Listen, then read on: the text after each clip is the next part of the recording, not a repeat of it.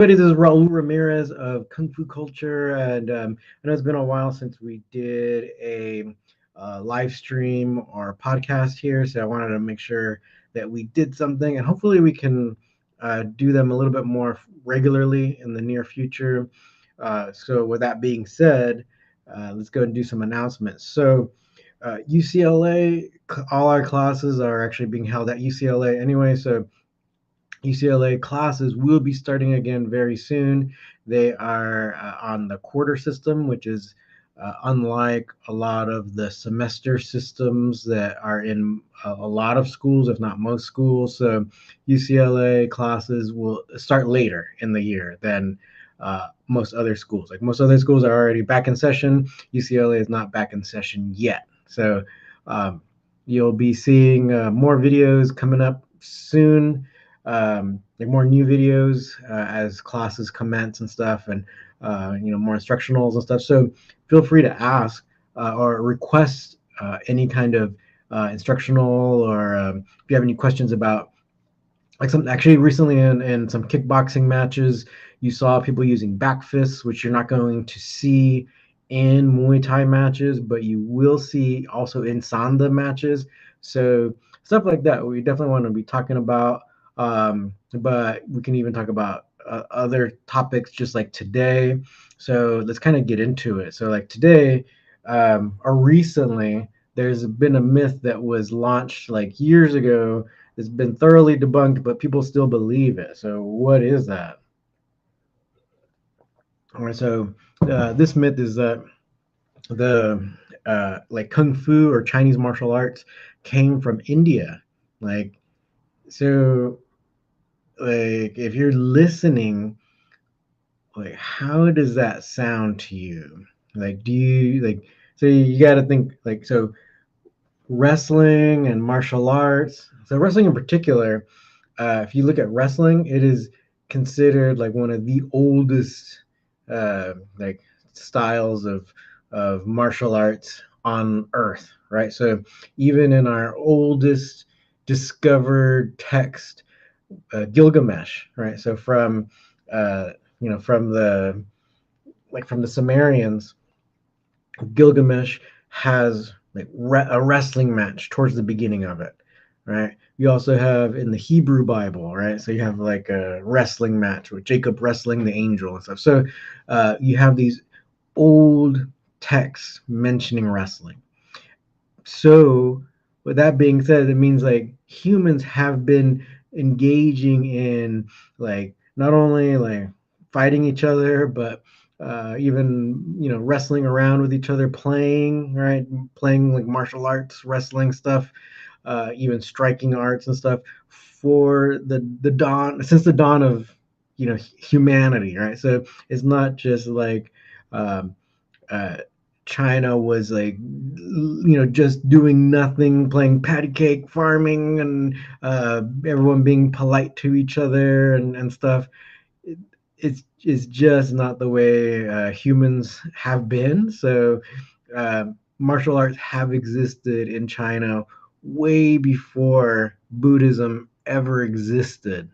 So, if so, first of all, people claiming that the Buddhists invented kung fu is just wrong. So if anybody tells you that, just know that. Uh, Actually, why don't we go ahead and, so, like, you can even say, like, if someone comes up to you and says, "Oh, like the Buddhists invented kung fu," you can say, like, well, Chinese people and all of humanity have been doing grappling or martial arts since since the earliest stages of our evolution. So how old is Buddhism, right?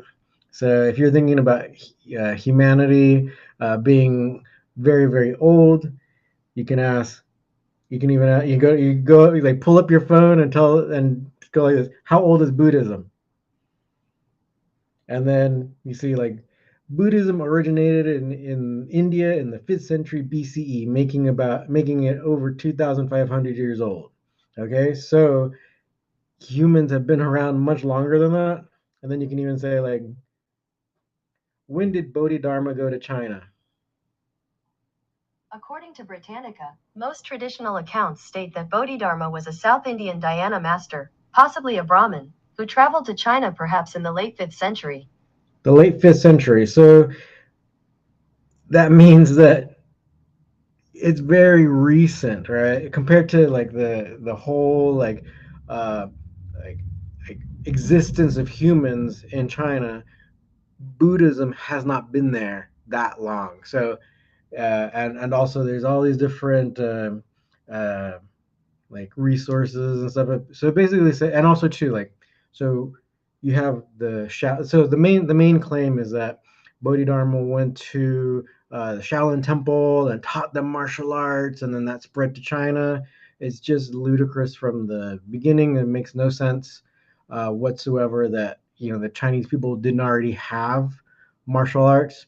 There's mention of martial arts even in the oldest Chinese medical textbook, which is arguably over 2,000 years old, potentially even older, because it's kind of hard to date. Some scholars disagree about the like how old it is because we don't really know the author. Some scholars claim the author is this one man, which since actually this directly relates to me and my PhD research. So the Huangdi Neijing, the ancient medical textbook, some scholars tried to claim that this one Chinese doctor that we know of who wrote later books claiming to be kind of like sequels to the original textbook. So they tried to claim that this man Bian Chui wrote them, but it's obvious he didn't because the two books contradict each other, and that's really not like a. They're not the contradictions aren't presented as like new research or new evidence or anything like that. They're just this one doctor just basically took or kind of created the same framework, right? The same kind of format for his book and kind of made it and portrayed it as a um, continuation of the original textbook, the Huangdi Neijing. So we know it's not him, right? It's pretty obvious it's not him, right? Um, so with that being said, martial arts in China is much older. Also, too, if you look into Chinese wrestling in particular, what do we find? We find actually even like as from the university's standpoint, a lot of times Wikipedia is not considered like a source you want to use, but I just gave the example. If someone tells you like the Indians gave martial arts to China, you can just pull up your phone and do a Google search. But you'll also see if you research or if you do a Google search for Chinese wrestling, you'll see even Wikipedia has Chinese wrestling dated back over 6,000 years, dating it about 6,000 years old. And so it it's like the and Buddhism saying only being about 2,500 years old just shows that like no, China had martial arts way longer. Basically, everyone had martial arts, so it didn't like come from India to the Shaolin Temple and then spread. Because even if you look at other Buddhist temples in China, they weren't all fighting monks, right? You have even more recent history where during the Taiping Rebellion, you had the Taiping rebels moving from the south to the north, and they were just destroying these Buddhist temples and stuff because they were Christian-based group. So they try to destroy all these different Taoist and Buddhist temples and stuff. So it's like they weren't monks like really fighting back all these people and stuff like that. So every Buddhist temple was not like a fighting temple or anything like that. Let alone there's like some scholars believe that even the whole idea of Shaolin monks fighting and stuff, it wasn't like they've linked that back to other people going to the Shaolin monk or the Shaolin temple specifically. So it's not like a Indian thing or a Buddhist thing. So yes, martial arts in India is very old, but martial arts in throughout the world is old. So China and or someone claims that there were no martial arts until Buddhism is just not true. It's like it's like you see people all around the world having some kind of grappling, or usually grappling, like a wrestling kind of tradition. That's why you see, like, even in Sanda, right? Our main thing is that Sanda has a lot of takedowns. I think when China wanted to kind of standardize a kickboxing style or a tournament style of kickboxing, it's like you had to add the takedowns because so many of these like old forms or old styles have some kind of like trips or takedowns besides just like the eye gouges and stuff like that. There's some grappling in there. All right, hello, Karate Guy. Uh, let's see, the show on the stream. First time I made your live. I appreciate your channel and I learned a lot about wrestling from it. Oh, awesome. Speaking of wrestling, yeah, thank you very much, Karate Guy. Is it Muze or Muzi? Either way, I appreciate you watching. If you have any questions, just let me know. Yeah. So actually, well, funny that he mentioned that because, yeah, like I just said, you have a lot of these different types of trips and takedowns. Some kung fu styles have like maybe more sophisticated grappling in it than others, right? But some might be more striking oriented and stuff like that. But you'll still see that big kind of grappling base. You'll see it in a more of a modern development. So a lot of people think Tai Chi is very ancient. It's not very ancient at all. It was kind of like sprung out of that time period too that I mentioned earlier, the whole Taiping Rebellion a time period. That also has like a lot of different kind of grappling stuff, grabbing and kind of stand up, kind of Greco-Roman type of grappling stuff where you can get close to the person, kind of lock them up, see if you can't throw them down. You have a lot of those types of things in a lot of different kung fu styles, and I think because the Chinese didn't necessarily like compartmentalize a lot of things. Like in the West, we have the boxing and then wrestling, and then there wasn't really a kickboxing. So that's why you have like these differentiations in the West. But in China, you had a lot of the mix, right? So maybe lock someone up, throw them down. You show your domination that way. And so there's a lot of those things that were going on like way before Buddhism even existed, right? So one of the ancient styles of kung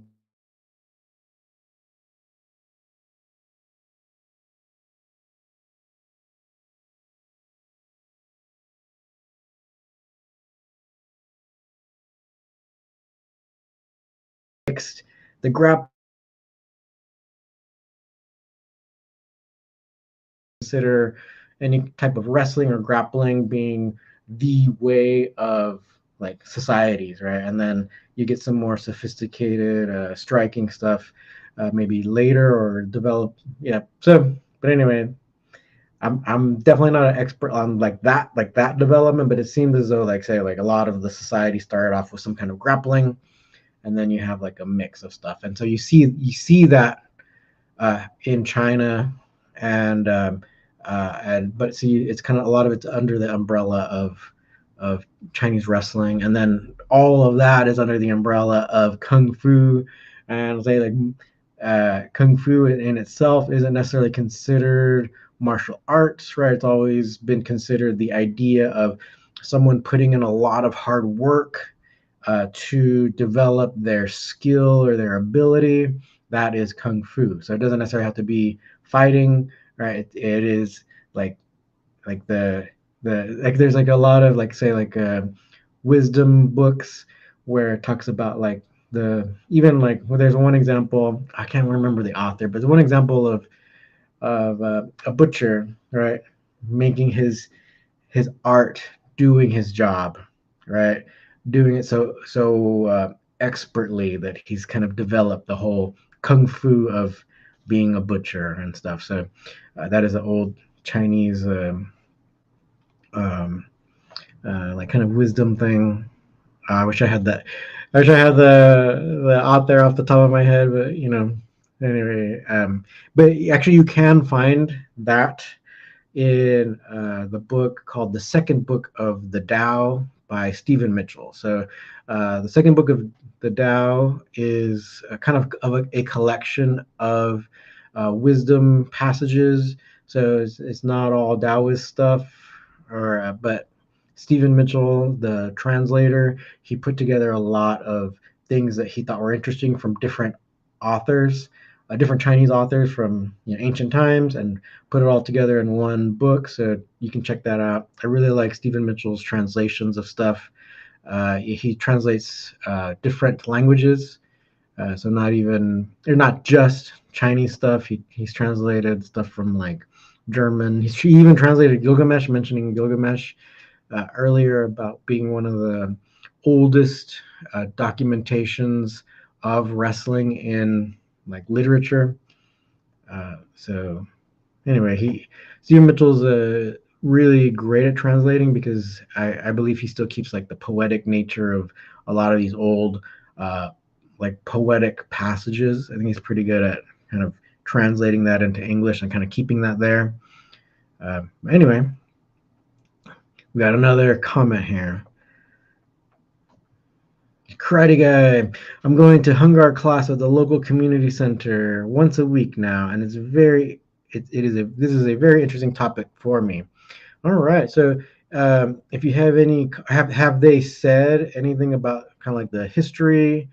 Um, I'm just hoping they don't say like, oh, this came down to our region of China from the Buddhist, because um, I don't think they would say that, but you never know. But just know that martial arts existed in that region, way longer than Buddhism even existed. So yeah, you'll have people believing that. And so I guess one of the reasons why this live stream happened is because someone was like commenting on a bunch of our videos, like this all came from India. It's like, no, it didn't. And even though there are a lot of great um, Indian classics, right, that include a lot of fighting, like even their main like ancient book, right, or ancient story, or like yeah, I guess like epic story, the Mahabharata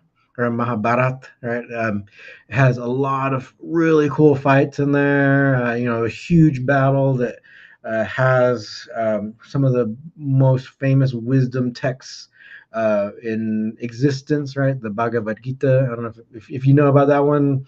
That comes out of that chapter comes out of like the in the right before that battle begins, where they discuss the philosophy about fighting, because ultimately it's this giant battle is between cousins, right? So um, ultimately, the family doesn't want to fight amongst itself, but they discuss the different principles of duty and how things should be done. Your duty not only to yourself, your family, but to your society, all that stuff. Uh, it is discussed in that Bhagavad Gita book or the chapter, and then you'll have all these really great fights and some heartbreaking stuff. It's really a great drama. Yeah. All right, Karate Guy. They say it's Southern Chinese martial arts. Yes, that is very true. Hungar is from Southern China. Have they shown you any kind of like takedowns or anything, or um, yeah, let me know. Just go ahead and feel free to comment. You'll definitely see a lot of Hungar stuff. So I recommend anybody who might be listening, and if they're not familiar with Hungar, go ahead and just like do a YouTube search. You kind of see some examples. Actually all the styles are really unique, and they have their own cool things to offer, cool techniques, and it's kind of giving or like looking at these different styles, like different real styles of martial arts.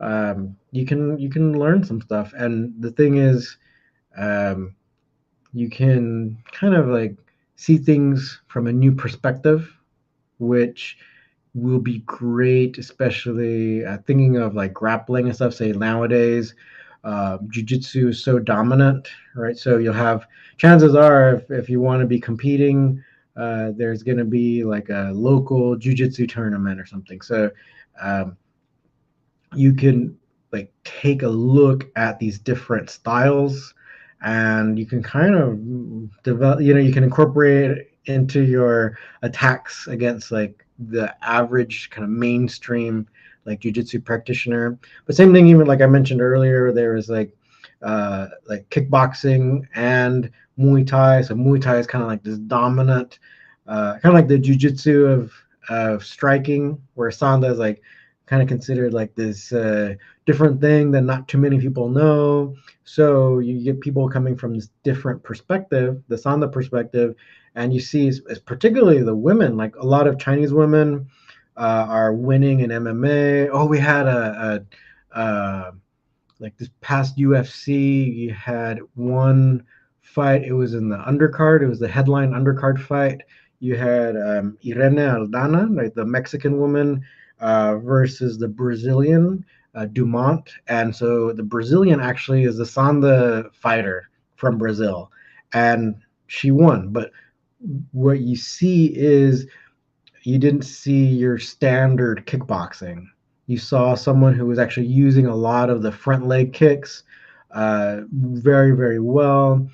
She was able to win, and actually, she opened up this huge gash on the forehead of Aldana. It was pretty crazy, especially if you see the like. There's some video footage afterwards from the doctor. It was nuts. It was nuts, but um, you saw a different way because Dumont really didn't do a lot of kicking from the rear leg. If she wanted to, she would switch her stance a few times and then mostly kick from the lead leg, which was pretty cool. She also did some side thrust kicks, which you don't have really in Muay Thai.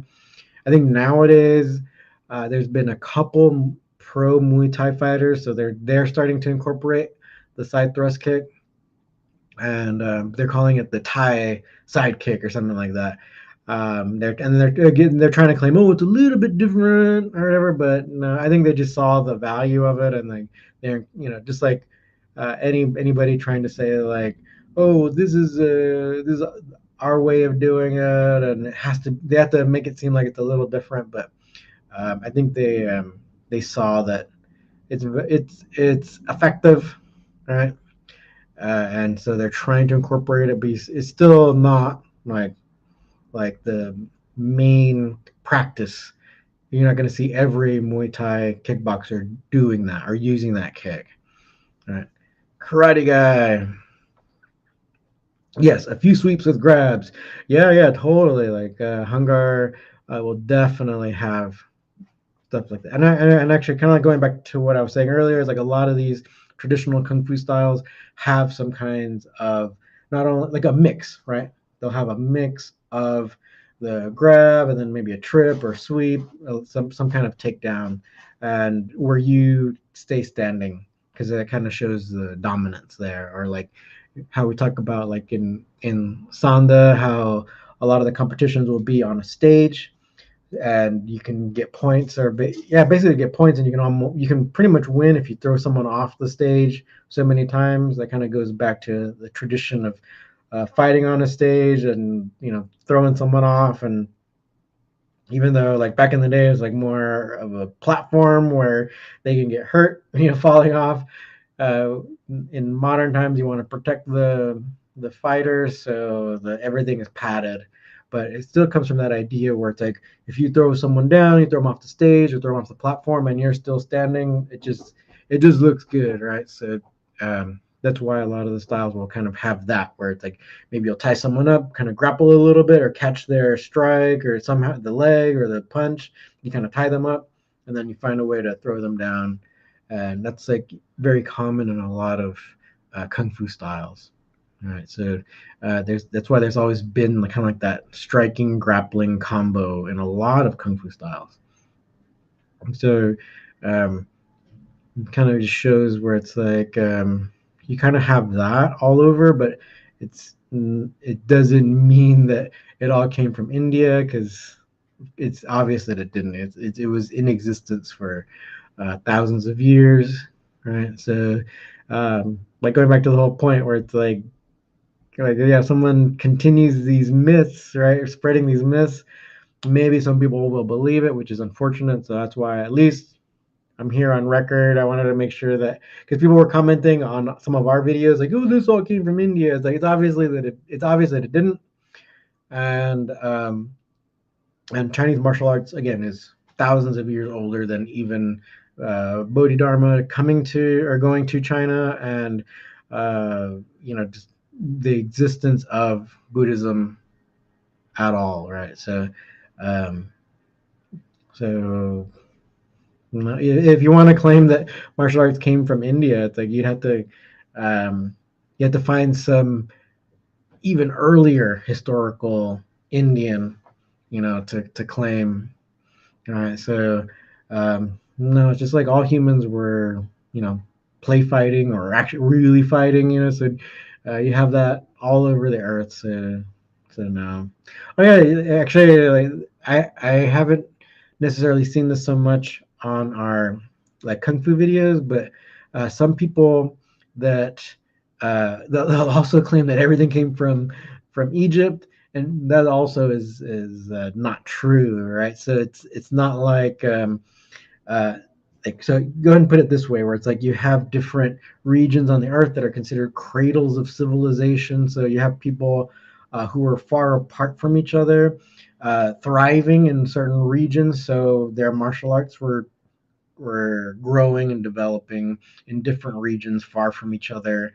Sometimes you'll have people say like Alexander the Great who crossed a lot of area, so you get some of the mixing of cultures in that way, but it wasn't like that for everyone, right? So you'll have everyone developing their own culture and stuff. So kung fu accordingly, was kind of developing in its own like cradle, right?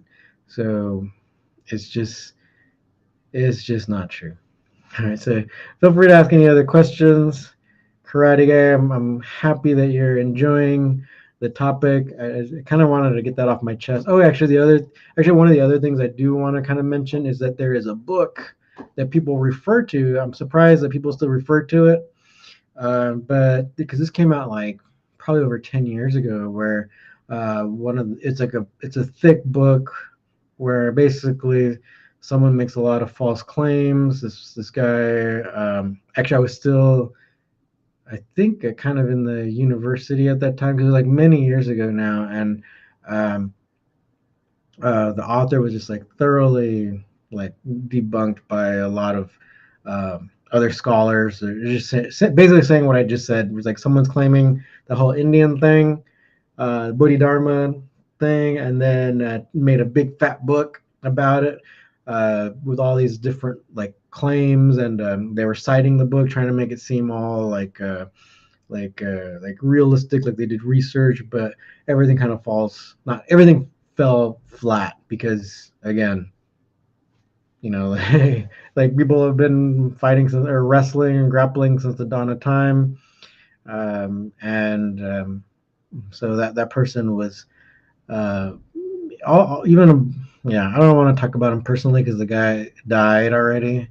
Uh, but since the book still lives on, people are still kind of citing that book, and it's just unfortunate because um, like people want to believe all these weird things, like the idea where it's like I've seen people try to say that everything came from Egypt or whatever, but it's like no, you have these cradles of civilization, evolving and developing all kinds of martial arts in their own unique way that weren't like as interconnected as people want to think, right? Yeah. So like so again, like if anybody tries to claim that to your face, you can just pull out your phone, do a quick Google search, like how old is Chinese wrestling? 6,000 years. How old is Buddhism? 2,000. When did Bodhidharma go to China? And you'll see that it the even time wise, it doesn't add up. People were doing martial arts in China for way longer than Bodhidharma even existed, and even longer than Buddhism existed. So um, yeah. So with that being said, I think I've said enough on this topic. So if you have any other questions, comments, feel free to put them in the box below, and we'll also be adding. We'll probably be doing. I'm gonna try to do more videos coming up once we get back into session at UCLA. We're gonna have. Yeah, we'll just we have more people to make videos with together. So any particular topic, will just let us know what you want to know about, what you want to learn about. People tend to want to learn about takedowns and stuff. But if there's anything else you want to find out about with regards to not only Sanda, but even if you want to, we kind of showed a lot about the Chinese wrestling or Tai Chi or anything like that, like the fighting aspects of Tai Chi. We can totally talk about that too, or do some demonstration videos.